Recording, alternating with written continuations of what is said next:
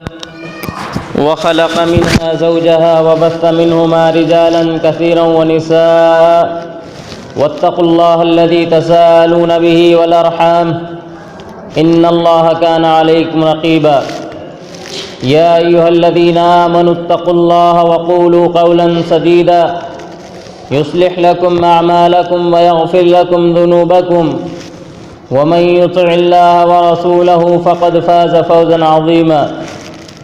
يا أيها الذين آمنوا اتقوا الله حق تقاته ولا تموتن إلا وأنتم مسلمون اللهم صل على محمد وعلى آل محمد كما صليت على إبراهيم وعلى آل إبراهيم إنك حميد مجيد اللهم بارك على محمد وعلى آل محمد كما باركت على إبراهيم وعلى آل إبراهيم إنك حميد مجيد رب اشرح لي صدري ويسر لي أمري واحلل عقدة من لساني يفقهوا قولي رب زدني علما رب زدني علما اللهم رب زدني علما۔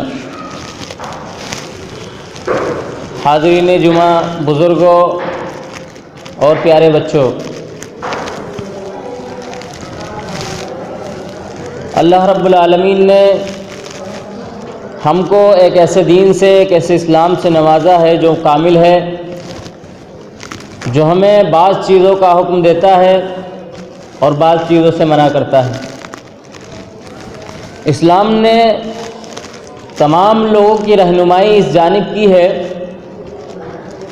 کہ لوگ صحیح ڈگر پر، صحیح راستے پر قائم رہیں اور غلط راستوں سے بچیں۔ شیطان نے جب کہا کہ میں تیرے بندوں کو ہر جانب سے بہکاؤں گا، تو اللہ رب العالمین نے کہا کہ جا تو ان کو بہکا لے جس طرح سے بھی چاہتا ہے، لیکن میرے جو پاک باز بندے ہوں گے، جو مجھ سے محبت کرتے ہوں گے، جو میرے حکم پر چلیں گے، وہ تیرے بہکاوے میں کبھی نہیں آئیں گے۔ اور اللہ کے نبی صلی اللہ علیہ وسلم نے فرمایا تھا پیشین گوئی کرتے ہوئے کہ ایک زمانہ آئے گا کہ لوگ اسلام کے جو کڑے ہیں، اسلام کی جو گاٹھیں ہیں، ان کو توڑتے چلے جائیں گے۔ فرمایا لَتَنْقُضَنَّ عُرَى الْإِسْلَامِ عُرْوَةً عُرْوَةً، اسلام کے اصول، اسلام کے احکامات ایک ایک کر کے توڑے جائیں گے۔ اور فرمایا فَلَمَّا نَقَضَتْ عُرْوَةٌ تَشَبَّثَ النَّاسُ بِالَّتِي تَلِيهَا، جب ایک گانٹھ یا ایک حکم توڑ دیا جائے گا تو اس کے بعد لوگ اس کے پیچھے پڑ جائیں گے جو اس کے بعد ہے، یعنی ایک ایک کر کے اللہ کے حکم کو خود مسلمان ہی توڑتے چلے جائیں گے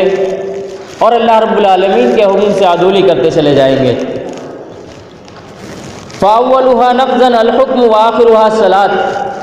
اللہ کے نبی نے فرمایا پہلی چیز کیا ہوگی؟ انصاف۔ سب سے پہلی چیز جس کو مسلمان توڑیں گے وہ کیا ہوگا؟ انصاف ہوگا۔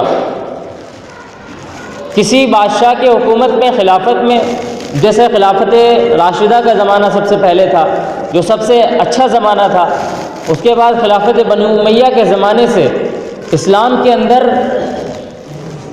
لوگوں نے جو ہے نئی نئی چیزیں ایجاد کرنا شروع کر دی تھی، اور اللہ کے نبی نے فرمایا کہ سب سے پہلے حکم کو توڑا جائے گا، سب سے پہلے انصاف ختم ہوگا دنیا سے، اس کے بعد یہ سلسلہ شروع ہو جائے گا کہ اللہ کے حکم کو توڑتے چلے جائیں گے لوگ اور اپنی منمانی کرتے چلے جائیں گے، اور آخر میں سب سے آخری چیز جو ہوگی وہ نماز ہوگی، یعنی سب سے آخری حکم جو اللہ کا باقاعدہ صراحتاً اللہ نے حکم دیا ہے، اس میں آخری چیز صلاۃ یعنی نماز ہوگی، جس کو لوگ آخر میں توڑ دیں گے۔ اور یہ چیز ہم اپنی آنکھوں کے درمیان سامنے دیکھ رہے ہیں کہ نماز کے تعلق سے لوگوں کی کیا ذہنیت ہے۔ کچھ تو جمعہ کی نماز پڑھ کے سوچتے ہیں کہ ہم مسلمان ہیں،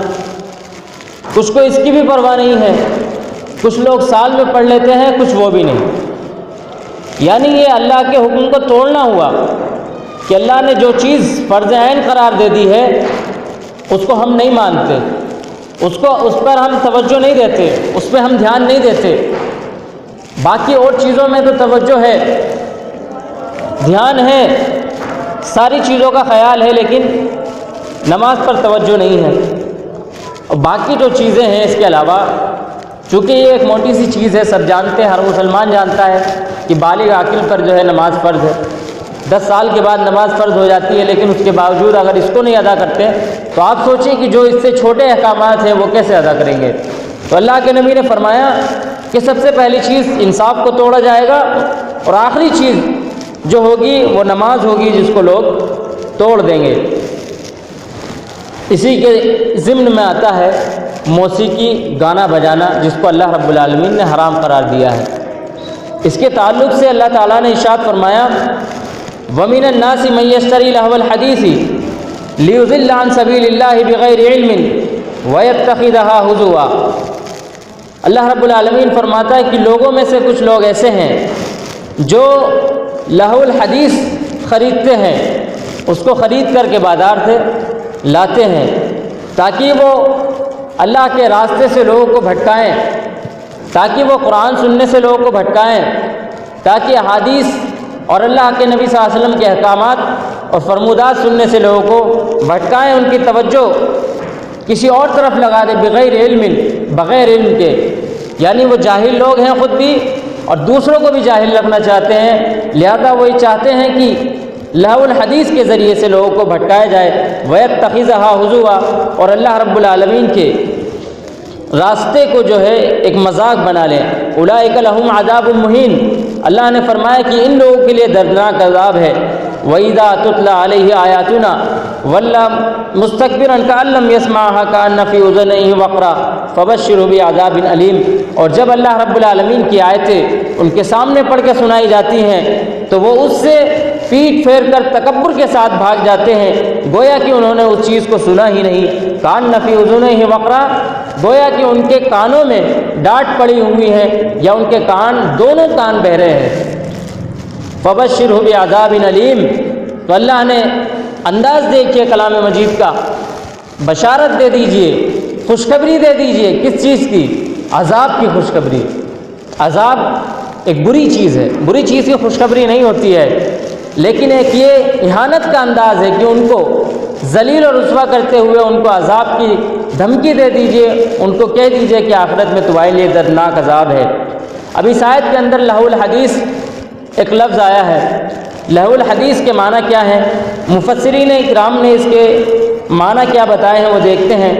اس کے تعلق سے مفسرین فرماتے ہیں کہ لہو الحدیث گانا بجانا اور موسیقی ہے، جیسا کہ حضرت عبداللہ ابن مسعود رضی اللہ تعالیٰ عنہ فرماتے ہیں کہ جب ان سے اس آیت کے تعلق سے پوچھا گیا تو انہوں نے فرمایا الغنا واللہ الذی لا الہ الا ہو، انہوں نے قسم کھا کر کے فرمایا عبداللہ ابن مسعود نے کہ اس سے مراد لہو الحدیث سے مراد گانا بجانا ہے۔ یہ گانا، یہ میوزک، یہ ڈھول، یہ تماشے یا میوزیکل ایکوپمنٹس جتنے بھی ہیں وہ سب اس میں شامل ہیں، جس کے ذریعے سے لوگ کیا کرتے ہیں؟ لوگوں کو گمراہ کرتے ہیں۔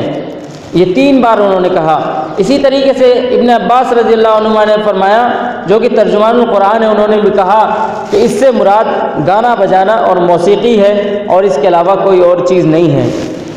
اللہ تعالیٰ نے اس آیت کے اندر فرمایا کہ اس طرح کی جو بھی چیزیں لے کر کے آتے ہیں، آج کل اس میں موبائل کو بھی آپ شامل کر سکتے ہیں، کیونکہ کچھ لوگوں کا مقصد یہی ہوتا ہے کہ اس کو لے کر کے اس سے گانے سنیں یا اس سے میوزک سنیں یا اس طرح کے غلط چیزیں وہ اس موبائل کے ذریعے سے دیکھیں، اور اس کے علاوہ جتنے بھی ڈھول ہیں، تماچے ہیں، باجے ہیں، گانے ہیں، جتنی بھی اس کی شکلیں ہو سکتی ہیں وہ تمام اس میں شامل ہیں۔ آگے تفسیر میں فرماتے ہیں کہ ہر وہ بات جو اللہ کے دین سے غافل کرنے والی ہو اور جس کو سننے سے اللہ اور اس کے رسول صلی اللہ علیہ وسلم نے منع کر دیا ہے، وہ تمام چیزیں لہو الحدیث میں ہیں، اور گانا اور شرک جیسی بھی چیزیں اس قبیل سے ہیں، یعنی وہ تمام چیزیں جو اللہ کے ذکر سے انسان کو غافل کر دیں اور دنیا میں اس کا ذہن لگا دیں، اللہ کے ذکر سے وہ دل خالی ہو جائے، تو وہ تمام چیزیں لہو الحدیث میں آتی ہیں، چاہے وہ کسی بھی قبیل کی ہوں، گانا بجانا ہو، شرک ہو، ڈھول ہو، تماشے ہوں یا اور چیزیں، بدعات اور شرکیات بھی اس میں شامل ہے کہ انسان اس سے صحیح راہ سے بھٹک جاتا ہے اور دوسری راہ کی طرف نکل جاتا ہے۔ शैतान ने जब कहा कि वो अल्लाह रब्बुल आलमीन के रास्ते से लोगों को भटकाएगा, तो अल्लाह ताला ने कहा कि वस्तफ़ज़िज़ मन इस्तताअत मिनहुम बिसौतिका वाजलिब अलैहिम बिखैलिका वरजलिका वशारिकहुम फिल अम्वालि वल औलाद वइदहुम वमा यइदुहुमुश शैतानु इल्ला गुरूरा। अल्लाह ताला ने फरमाया कि तू जिसको चाहता है अपनी आवाज़ के ज़रिए से बहका ले। यानी यहाँ गौर करने की बात यह है, बिसौती का शैतान से कहा कि अपनी आवाज़ के ज़रिए से तू जिसे भी चाहता है बहका ले, तुझे खुली आज़ादी है दुनिया के अंदर, तू लोगों को जिस राह की तरफ ले जाना चाहता है ले जा। तो यहाँ अल्लाह ताला ने सौत का लफ्ज़ इस्तेमाल किया, आवाज़ का लफ्ज़ इस्तेमाल किया, और आवाज़ की इसकी तफसीर में सराहतन ये तफसीर मौजूद है कि इससे मुराद अव्वलन जो है गाना बजाना, मौसीकी, म्यूज़िक और ये ढोल और ये तमाशे, ये इसमें शामिल है। शैतान के औज़ार हैं, शैतान के वो आलात हैं जिनके ज़रिए से शैतान लोगों को बहकाता है, उनकी तवज्जो किसी दूसरी चीज़ की तरफ ले जाता है और अल्लाह के ज़िक्र से उस दिल को खाली कर देता है। हत्ता कि अगर आप उस शख्स को जो गाने सुनता है मुस्तकिल, अगर आप उसको कुरान की आयतें सुनाएंगे तो उसको अच्छा नहीं लगेगा, वो भाग जाएगा उठ करके वहाँ से, या उसको बंद कर देगा, या किसी भी तरीके से उससे भागने की, फरार की कोशिश करेगा, वो उस चीज़ को नहीं सुनेगा। इसीलिए अल्लाह ताला ने कहा कि जब उनको आयतें भी सुनाई जाती हैं तो बहरे हो जाते हैं,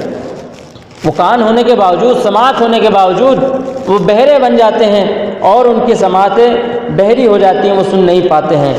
आगे अल्लाह रब्बुल आलमीन ने फरमाया वाजलिब अलैहिम बिखैलिका वरजलिका वशारिकुम फिल अम्वालि वल औलाद, और इसके ज़रिए से तू उन पर इस्तेमाल कर ले अपने लाहो लश्कर, वरजलिका अपने प्यादे,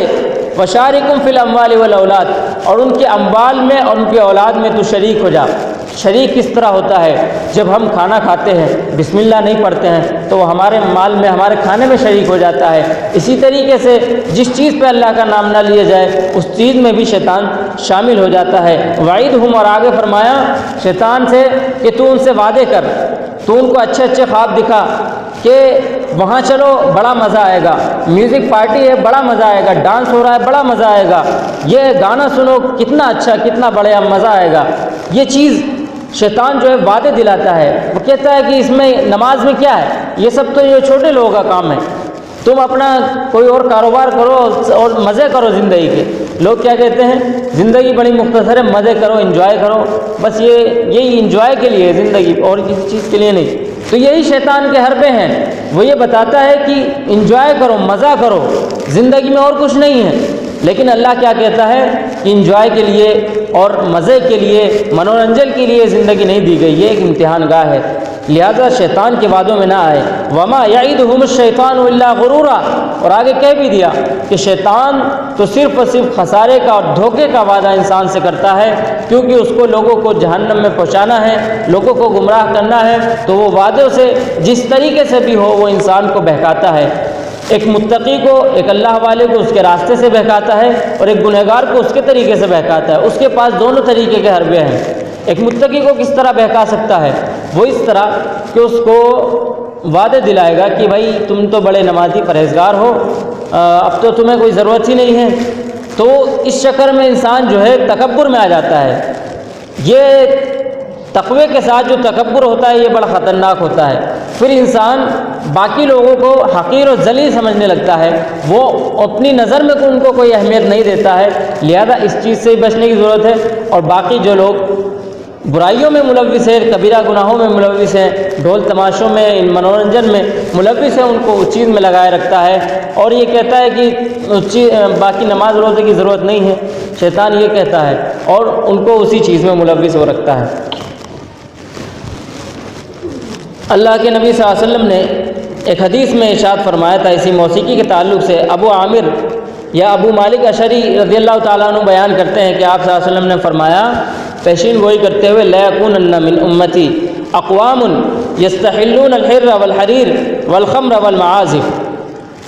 कि एक ज़माना ऐसा आएगा कि मेरी उम्मत के लोग ही, कोई गैर नहीं होंगे, यहूद व नसारा नहीं होंगे, ये मुश्रिकीन मक्का नहीं होंगे, बल्कि ये कौन होंगे? मेरी उम्मत के लोग ही होंगे। ये मुसलमान और मोमिनीन ही होंगे। वो क्या करेंगे? यस्तहिल्लून अल-हिर्र वल-हरीर, ये रेशम को और ज़िनाकारी को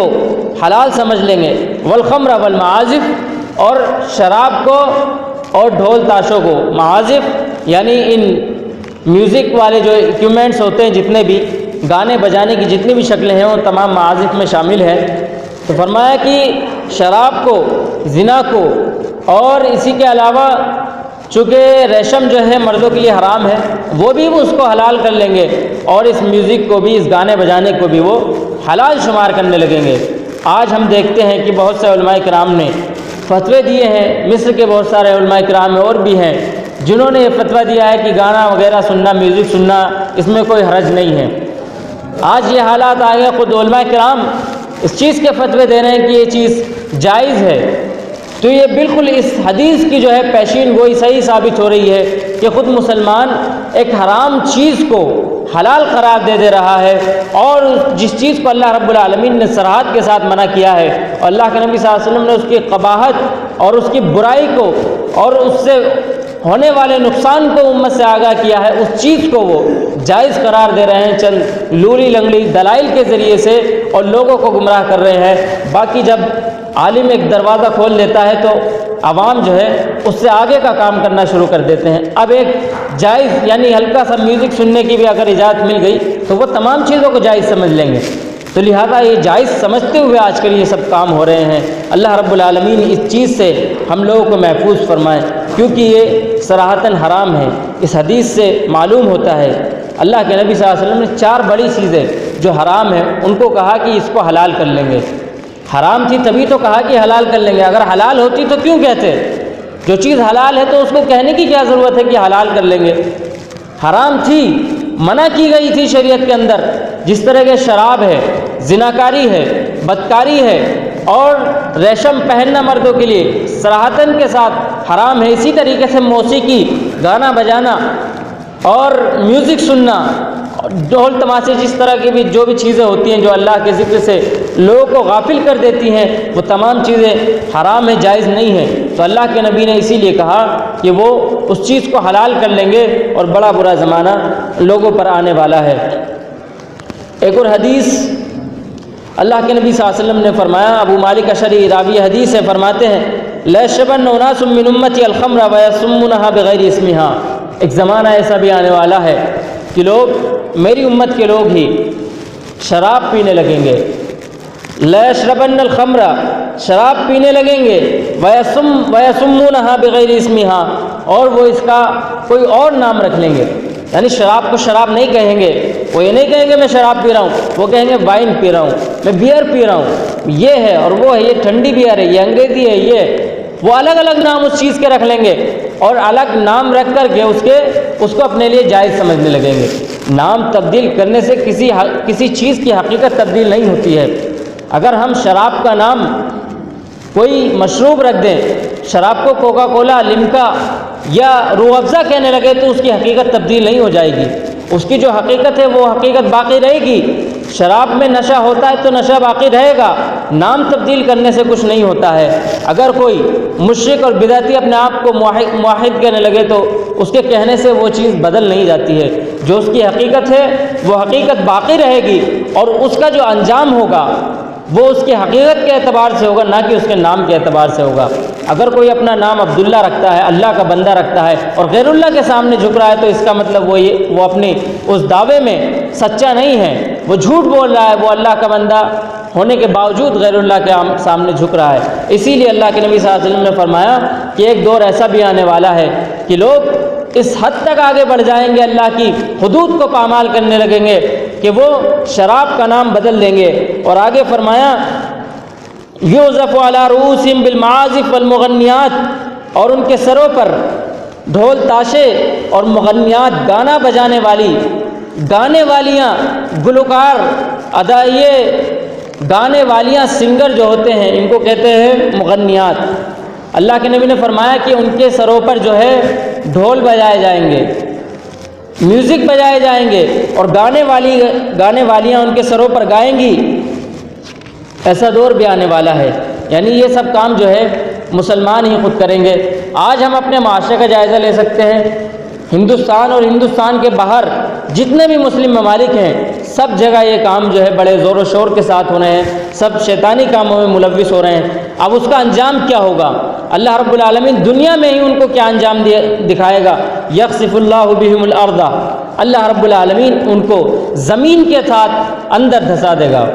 یعنی زمین، آپ یوٹیوب پہ بہت ساری اس طرح کی کلپس موجود ہیں جہاں دکھایا گیا کہ گانا بج رہا تھا، ڈھول تماشے ہو رہے تھے، بالکل سنگر جو ہے گا رہی تھی اور لوگ سن رہے تھے، مست تھے بالکل، لیکن کیا ہوا؟ وہ زمین کے ساتھ اسی وقت زمین میں دھسا دیے گئے، کہیں سے چھت گر پڑی، کہیں لوگ مر گئے، دھکا مکی میں کتنی جانیں چلی گئیں۔ تو ایسے لوگ کی اللہ کوئی پرواہ نہیں، جس کو اللہ کی حدود پامال کرنے کی پرواہ نہیں ہے تو اللہ کو بھی ایسے شخص کی کیا پرواہ ہے؟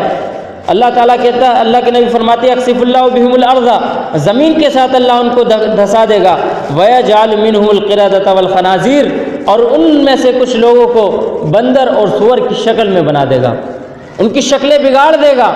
ان کی شکلیں بندروں کی طرح بنا دے گا، یہ سوروں کے خنزیر کی طرح ان کی شکلیں اللہ رب العالمین بنا دے گا۔ یہ سنن ابن ماجہ کی روایت ہے جس کو علامہ البانی نے صحیح قرار دیا ہے۔ تو اس میں آپ دیکھیے کتنا خطرناک جرم ہے، کتنا خطرناک گناہ ہے، کتنا حرام کام جو ہے حلال کر لیتا ہے انسان، تو اس کے بعد کیا ہوتا ہے؟ اللہ کے نبی صلی اللہ علیہ وسلم نے فرمایا کہ ان کو اللہ رب العالمین اس قدر سزا دے گا، جو آخرت کی سزا ہے وہ تو ہے، لیکن دنیا کے اندر بھی ان کو تازیان عبرت بنا دے گا۔ باقی لوگوں کے لیے وہ عبرت کا نشان ہو جائیں گے، باقی لوگوں کے لیے وہ سمجھنے کے لیے ایک بڑی نشانی بن جائیں گے، وہ عبرت کا نشان بن جائیں گے کہ ان کو اللہ تعالیٰ یا تو دھسا دے گا یا ان کی شکلوں کو بگاڑ دے گا، بندر کی یا خنزیر کی شکل ان کو میں کر دے گا۔ ایک اور روایت اسی تعلق سے، حضرت سہل بن سعد الساعدی رضی اللہ تعالیٰ عنہ راوی حدیث ہے، اللہ کے نبی صلی اللہ علیہ وسلم فرماتے ہیں سَيَكُونُ فِي آخِرِ الزَّمَانِ خَسْفٌ وَقَذْفٌ وَمَسْخٌ، اللہ کے نبی نے فرمایا آخری زمانہ ایسا آنے والا ہے جس زمانے کے اندر خسف وقذف ومسخ، اللہ تعالیٰ زمینوں کو دھسائے گا، ان پر پتھروں کی بارش کرے گا لوگوں پر، ومسخ، اور چہروں کو بگاڑ دے گا۔ قیلا، پوچھا صحابہ کرام نے کتنا خطرناک زمانہ آئے گا تو کیا حالات ہوں گے؟ ومتى ذالک یا رسول اللہ، صحابہ کرام تڑپ گئے، پریشان ہو گئے کہ اس طرح کے حالات، پتھروں کی بارش آسمان سے ہونے لگے، زمین دھسا دی جائے اور لوگوں کی شکلیں بگاڑ دی جائیں، جو یہودیوں کے ساتھ اللہ رب العالمین نے کیا، بالکل وہی شکل ہے اور وہی کام بھی ہے۔ یہودیوں نے کیا کیا تھا؟ ان کے پاس تورات موجود تھی، موسیٰ علیہ السلام آئے تھے، ان کے پاس کتابیں موجود تھی، علم والے تھے وہ لوگ، لیکن علم ہونے کے باوجود اللہ نے جب ان کو مچھلی کا شکار کرنے سے منع کیا سنیچر کے دن، لیکن انہوں نے کیا، جتنے بھی کام تھے انہوں نے کیے، اور جو اپنی منمانی ان لوگوں نے کی اور اپنی طرف سے شریعت کو تبدیل کر دیا ایک کتاب موجود ہونے کے باوجود۔ اسی طرح کے ہماری امت کے اندر حالات ہیں، قرآن کریم موجود ہے، صحیح احادیث کے مجموعے موجود ہیں، لیکن اس کے باوجود ہم اپنی منمانی میں لگے ہوئے ہیں، جو ہمیں سمجھ میں آتا ہے وہ کرتے ہیں، جو اچھا نہیں لگتا وہ نہیں کرتے ہیں، شیطان کے چنگل میں ہم لوگ پھنسے ہوئے ہیں۔ بالکل وہی حالات ہیں جو یہودیوں کے ساتھ تھے، اور وہی چیزیں جو انجام ان کا ہوا تھا، اللہ رب العالمین نے ان کو ان کی شکلیں بگاڑ دی تھی، سور اور بندر کی شکل میں ان کو بنا دیا تھا، اور وہی چیز اللہ کے نبی فرما رہے ہیں کہ ایسا ہوگا کہ ان کی شکلیں بگاڑ دی جائیں گی، ان کو دھسا دیا جائے گا۔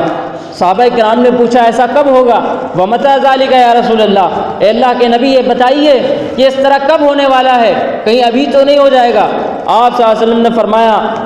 یہ تو نہیں بتایا کہ کون سا زمانہ آئے گا، کون سا سن ہوگا، لیکن اس کی نشانیاں بتا دی کہ کس طرح کے حالات جب ہوں گے تب ایسی حالت ہوگی۔ فرمایا اذا ظہرت المعازف والقینات واستحلت الخمر، تین چیزیں اللہ کے نبی صلی اللہ علیہ وسلم نے موٹی موٹی بتا دی کہ جرم تو عام ہو جائے گا، لیکن تین چیزیں بھی خاص طور سے ظاہر ہو جائیں گی۔ اذا ظہرت المعازف، جب ڈھول تاشے، یہ گانے اور باجے، یہ میوزک، یہ ڈی جے، یہ سب عام ہو جائیں گے۔ ظہارہ کا مطلب ایک تو یہ ہوتا ہے عام ہونا، اور ظہارہ کا ایک معنی یہ بھی آتا ہے کہ غالب ہو جانا، یعنی یہ لوگوں پر غالب آ جائیں گے۔ اگر آپ اس سے بچنا بھی چاہیں گے تب بھی راستے سے گزرتے ہوئے، کہیں گاڑیوں میں، کہیں شادیوں میں، کہیں اور میلوں ٹھیلوں میں یہ چیزیں اتنی زور سے بجیں گی کہ تمہارے کان تک ان کی صاف آواز آئے گی، یعنی یہ غالب آ جائیں گی زمانے کے اوپر اور تمام لوگ اس میں ملوث ہونے لگیں گے۔ فرمایا کہ جب یہ معازف، یہ ڈھول تاشے غالب آ جائیں گے، ظاہر ہو جائیں گے، والقینات اور گانے والیاں، سنگرز، یہ جو خواتین ہوتی ہیں گلوکار، یہ ظاہر ہو جائیں گی، یہ غالب ہو جائیں گی، ان کی بڑی کثرت ہونے لگے گی، لوگ ان کو بڑے بڑے لاکھوں لاکھوں روپے دے کر کے ایک رات کے لیے ان کو سننے کے لیے ان کو بلائیں گے اور سنیں گے۔ وَاسْتُحِلَّتِ الْخَمْرُ، اور فرمایا کہ جب شراب حلال کر لی جائے گی، جب شراب کا نام تبدیل کر کے یا بالکل اس کو حلال سمجھ کر کے اس کو پیا جائے گا کھلے عام۔ آج کل آپ دیکھ لیجئے حالات اس طرح ہو گئے ہیں کہ مسلمانوں کے اندر خود یہ شراب کا چلن، یہ وائن، یہ بیئر یہ عام ہوتی چلی جا رہی ہے، اس کو کوئی گناہ نہیں سمجھ رہا۔ اور سب سے خطرناک ماحول اس وقت ہوتا ہے جب ہم کسی چیز کی برائی کو دل سے نکال دیں، جب کسی چیز کی قباحت کو،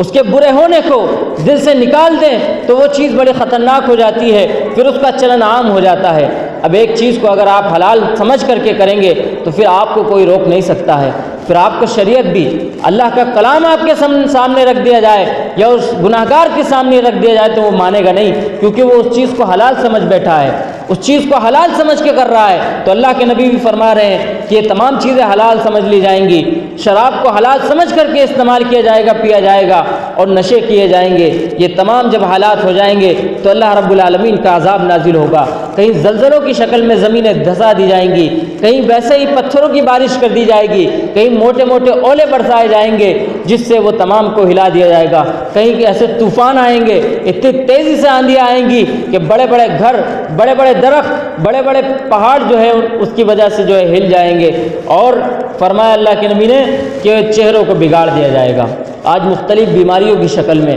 مختلف چیزوں کی شکل میں ایسی ایسی بیماریاں آ رہی ہیں کہ انسان جو ہے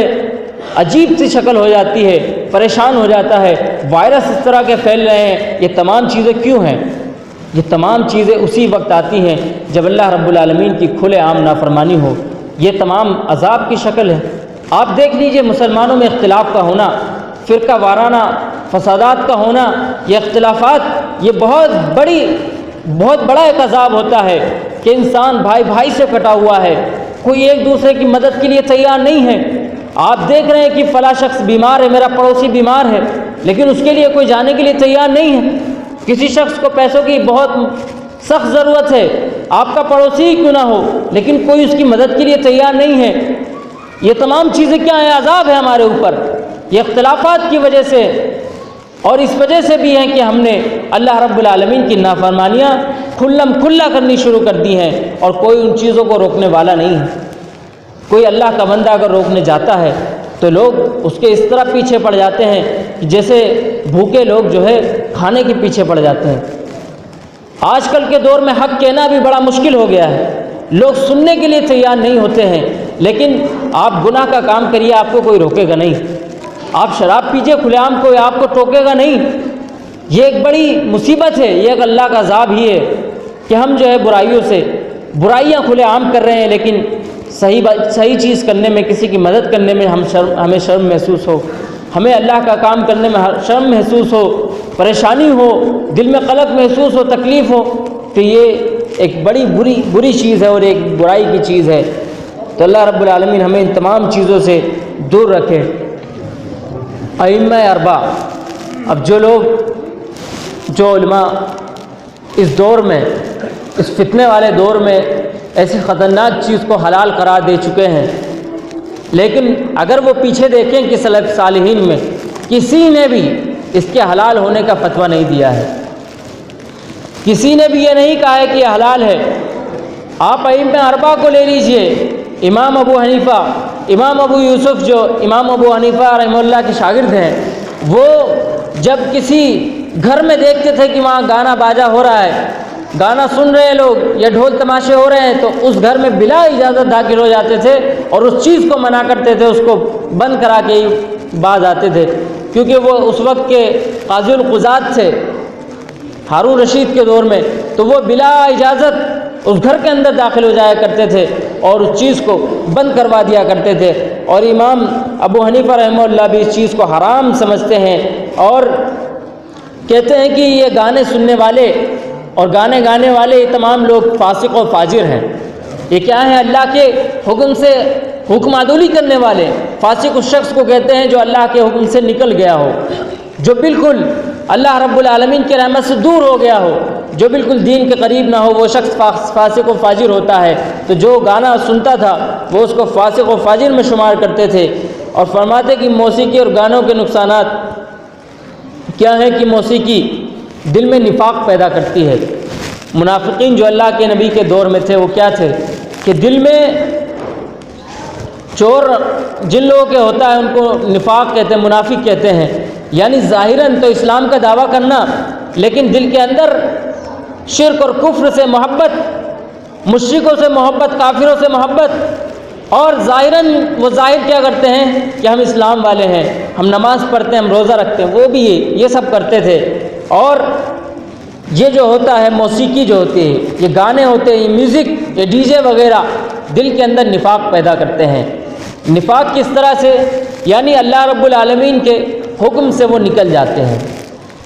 ان کے دل میں بالکل بھی ایمان جو ہے باقی نہیں رہتا ہے،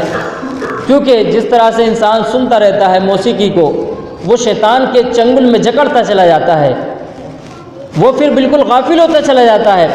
اذان کی آواز آتی تو ہے لیکن دل تک نہیں اترتی ہے، وہ اذان کی آواز بھی نہیں سننا چاہتا، مسجد کو نہیں آنا چاہتا ہے، قرآن نہیں پڑھنا چاہتا ہے، وہ تمام چیزوں کو فالتو و بیکار سمجھتا ہے، اور موسیقی کو سمجھتا ہے کہ یہ بہت اچھی چیز ہے، یہ سرور کی چیز ہے، یہ بہت اچھا ٹائم پاس ہے۔ تو اس وجہ سے ایک مسلمان بھی اگر برابر موسیقی سنتا رہے تو نفاق اس کے دل میں پیدا ہو جائے گا۔ حضرت عبداللہ ابن مسعود رضی اللہ تعالیٰ عنہ بیان کرتے ہیں، فرماتے ہیں کہ الغنا ينبت النفاق فی القلب کما ينبت الماء والزرع۔ عبداللہ ابن مسعود جو مفسر بڑے صحابہ کرام میں ہیں، وہ فرماتے ہیں کہ غنا، موسیقی اور گانے یہ دل کے اندر اس طریقے سے نفاق پیدا کرتے ہیں جس طریقے سے پانی کھیتی کو پیدا کرتا ہے۔ یعنی جس طرح ایک آپ نے بیج ڈالا اور پانی آپ اس کو دیتے رہیں برابر، اس کی آپ سینچائی کرتے رہے تو وہ ایک بڑا پودا، بڑا درخت بن جائے گا۔ اسی طریقے سے جب آپ ایک بار گانا سنیں گے تو نفاق کا ایک بیج آپ کے دل میں پڑ جائے گا، دوبارہ سنیں گے تو وہ اور بڑا ہو جائے گا،